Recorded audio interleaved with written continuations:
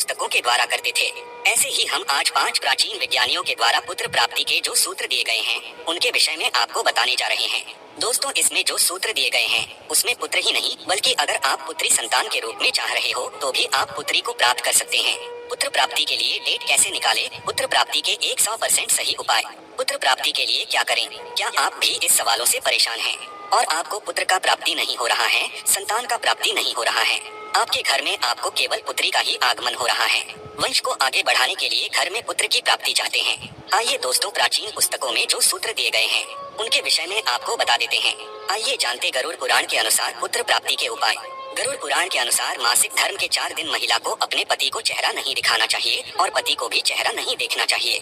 चौथे दिन के बाद स्नान करके पति पत्नी साथ रह सकते हैं, लेकिन संतान प्राप्ति के लिए बिल्कुल भी कोशिश नहीं करनी है, ब्रह्मचर्य का पालन करना है। यह ब्रह्मचर्य आपको 7 दिन तक निभाना है। गरुड़ पुराण के अनुसार 8वें दिन ईश्वर की स्तुति करके संतान प्राप्ति की कोशिश करनी है। इस दिन से प्राप्त संतान पुत्र होगी। ज्योतिष शास्त्र के अनुसार सूर्य स्थिति से पुत्र प्राप्ति। यही बात एक प्राचीन संस्कृत की पुस्तक सर्वोदय में भी वर्णित है। ज्योतिष शास्त्र के अनुसार सूर्य के उत्तरायण रहने की स्थिति में गर्भ ठहरने पर पुत्र की प्राप्ति होती है। नासिका स्वर निश्चित करके पुत्र प्राप्ति। चंद्रावती ऋषि का कथन है कि लड़का लड़की का जन्म गर्भाधान के समय स्त्री पुरुष के दायां बायां श्वास क्रिया, पिंगलातुड़ा नाड़ी, सूर्य स्वर तथा चंद्र स्वर की स्थिति पर निर्भर करता है। पुत्र प्राप्ति के निश्चित दिन सप्ताह में मंगलवार, गुरुवार तथा रविवार पुरुष दिन है। अगर इन दिनों गर्भ ठहरता है तो पुत्र प्राप्ति की संभावना बहुत ज्यादा होती है। बुध और शनिवार नपुंसक दिन है। अतः समझदार व्यक्ति को इन दिनों का ध्यान करके ही गर्भाधान करना चाहिए। भगवान अत्रि द्वारा पुत्र प्राप्ति का उपाय। 2500 वर्ष पूर्व लिखित चरक संहिता में भगवान अत्रि कुमार के अनुसार पुरुष में वीर्य की सबलता से पुत्र पैदा होता है। कहीं ना कहीं इसका अर्थ यही निकलता है कि अगर महिला पहले चरमोत्कर्ष पर पहुंचती है तो पुत्र प्राप्ति की संभावना बढ़ जाती है। सुश्रुत संहिता के अनुसार शुक्ल पक्ष में पुत्र प्राप्ति के उपाय। 2000 वर्ष पूर्व के प्रसिद्ध चिकित्सक एवं सर्जन सुश्रुत ने अपनी पुस्तक सुश्रुत संहिता में स्पष्ट लिखा है कि मासिक स्राव के बाद 4, 6, 8, 10, 12, 14 एवं 16वीं रात्रि के गर्भाधान से पुत्र जन्म लेता है, लेकिन यह तारीख शुक्ल पक्ष में होनी चाहिए। शुक्ल पक्ष में पुत्र प्राप्ति के उपाय के रूप में यह विधि समाज में बहुत प्रचलित है। शिव पुराण के अनुसार पुत्र प्राप्ति के उपाय। अपनी कुंडली के अनुसार किसी भी शुभ मुहूर्त में, या कुंडली नहीं है तो पंडित के अनुसार किसी भी शुभ मुहूर्त में संतान गोपाल मंत्र के 1.25 लाख जाप शुरू कीजिए। यह जाप आप संकल्प लेकर कीजिए। इसका विधि विधान आप किसी भी ज्ञानी ब्राह्मण से जान सकती हैं, जो आपकी ही आसपास आपको मिल जाएंगे। उनके सानिध्य में इस जाप को पूरा करें। जाप शुरू करने से पहले आप श्री गणेश को नमन अवश्य करें। साथ ही बालमुकुंद, लड्डू गोपाल जी, भगवान की पूजन करें। उनको माखन मिश्री का भोग लगाएं। मंत्र। कुकली देव की सूत गोविंदो वासुदेव जगत्ते देहि में कन्या कृष्ण त्वामहम शरणंगता क्ली हूँ। पुत्र प्राप्ति के लिए घरेलू उपाय। पुत्र प्राप्ति के लिए डेट कैसे निकाले, लड़का पैदा करने का उपाय, पुत्र प्राप्ति के उपाय। पुत्र प्राप्ति के लिए हमें क्या करना चाहिए। बहुत से ऐसे लोग हैं जिनको केवल पुत्री का ही प्राप्ति हो रहा है। उनके घर वंश वृद्धि में बाधा है, उनके घर में संतान का उत्पत्ति नहीं हो रहा है। लोग तरह तरह के उपाय कर चुके हैं, फिर भी पुत्र की प्राप्ति नहीं हो रहा है, जिसके कारण लोग डॉक्टर से या मंत्रोच्चार या जो कुछ भी लोग बताते हैं उसको करते हैं, लेकिन फिर भी उनको निराशा ही हाथ लगती है। संतान प्राप्ति के लिए नियम। संतान प्राप्ति के लिए जो भी माता इच्छुक हैं, उनको कुछ नीचे बताए गए नियम को पालन करने की जरूरत है। जो भी स्त्री पुत्र को जन्म देना चाहती हैं या प्राप्त करना चाहती हैं, उनको विशेष रूप से इस नियम को पालन करना है। जब स्त्री को अशुद्धि अवस्था प्रारंभ होता है उस दिन से इस नियम को शुरू करना है। मान लीजिए कि किसी स्त्री को अशुद्धि अवस्था आज रात्रि 12 बजे के बाद से लेकर कल के रात्रि 12 बजे के पहले तक के बीच में जब शुरू हो रही है, उसी दिन से अशुद्धि अवस्था को गिनने का प्रारंभ किया जाएगा।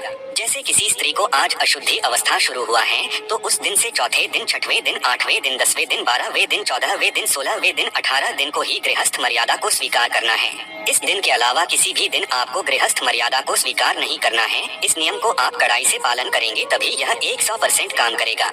जैसे यदि किसी स्त्री को अशुद्धि अवस्था आज रात्रि 12 बजे के बाद शुरू हुआ तो उसको आज से 4 दिन गिनती करना है। यदि किसी स्त्री को अशुद्धि अवस्था आज रात्रि के 12 बजे के 1 मिनट पहले, 2 मिनट पहले, 5 मिनट पहले भी शुरू हुआ तो उसको कल से ही 4 दिन गिनती करना है। चौथे दिन स्त्री के साथ गृहस्थ मर्यादा को स्वीकार करने से या गृहस्थ मर्यादा को स्वीकार करने से जो पुत्र का प्राप्ति होगा वह पुत्र रोगी तथा जीवन में दुख को ही प्राप्त करेगा। 6वें दिन गृहस्थ मर्यादा को स्वीकार करने से जो पूर्व जन्म लेगा वह पुत्र रोगी होगा, कुकर्मी होगा तथा उसको जीवन भर परेशानी ही परेशानी का सामना करना पड़ेगा। 8वें दिन गृहस्थ मर्यादा को स्वीकार करने से जो पुत्र जन्म लेगा, जो संतान उत्पन्न होगा वह संतान अच्छे स्वभाव वाला, अच्छे विचार तथा एक सजीवन उच्च विचार वाला संतान होगा। 10वें दिन गृहस्थ मर्यादा को स्वीकार करने पर जो पुत्र या संतान होगा वह पुत्र पढ़ाई में तथा उसके जीवन में दुख का सामना नहीं करना पड़ेगा तथा उसके जीवन में धन या लक्ष्मी का कमी नहीं होगा। 12वें दिन, गृहस्थ मर्यादा को स्वीकार करने से जो पुत्र या संतान जन्म लेगा वह पुत्र राजा के समान राजस्वी तेजस्वी ओजस्वी देश के शासन प्रशासन को चलाने वाला एक बहुत ही विद्वान पुत्र संतान होगा। 14वें दिन, गृहस्थ मर्यादा को स्वीकार करने से जो पुत्र होगा वह पुत्र ऋषि महर्षि धर्मात्मा पुण्यात्मा भगवान का सबसे प्रिय भक्त के समान होगा। उसको अपने जीवन में किसी भी चीज की कमी नहीं होगा तथा उस संतान का नाम पूरी दुनिया में लोग एक अच्छे आदर्श के रूप में जानेंगे। ऐसे ओजस्वी तेजस्वी पुत्र को प्राप्त करने के लिए 12 एवं 14 दिन गृहस्थ मर्यादा को स्वीकार करना चाहिए। गृहस्थ मर्यादा को कब स्वीकार नहीं करना चाहिए? किसी भी स्त्री तथा पुरुष को कुछ दिन वैसे होते हैं जिस दिन गृहस्थ मर्यादा को स्वीकार नहीं करना चाहिए, क्योंकि उस दिन स्त्री के साथ गृहस्थ मर्यादा स्वीकार करने से जो पुत्र या पुत्री जन्म लेता है वह बहुत ही कष्टकारी दुखदाई से भरा हुआ रोगी तथा चोर डकैत के विचार वाला पुत्र तथा पुत्री का जन्म होता है। अशुद्धि अवस्था जिस दिन शुरू होता है उस दिन से लेकर चौथे दिन, 5वें दिन, 6वें दिन, 7वें दिन, 13वें दिन स्त्री के साथ गृहस्थ मर्यादा स्वीकार करने से जो पुत्र या पुत्री जन्म लेता है वह अच्छे विचार, अच्छे व्यक्तित्व तथा निरोगी पुत्र या पुत्री नहीं होता है। इसलिए इस दिन को छोड़कर बाकी जो दिन बतलाया गया है उस दिन स्त्री के साथ संबंध बनाने से गृहस्थ मर्यादा को स्वीकार करने से जो पुत्र या पुत्री जन्म लेता है वह तेजस्वी ओजस्वी होता है। गृहस्थ मर्यादा को चौथे दिन, 6वें दिन, 8वें दिन, 10वें दिन, 12वें दिन, 14वें दिन, 16वें दिन, इस दिन के अलावा आप किसी भी दिन 12 बजे रात्रि के बाद 1 मिनट या 2 मिनट के बाद भी आप गृहस्थ मर्यादा को स्वीकार नहीं करेंगे।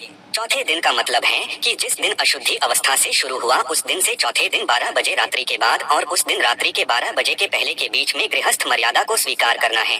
इसी तरह 6वें दिन, 8वें दिन, 10वें दिन, 12वें दिन,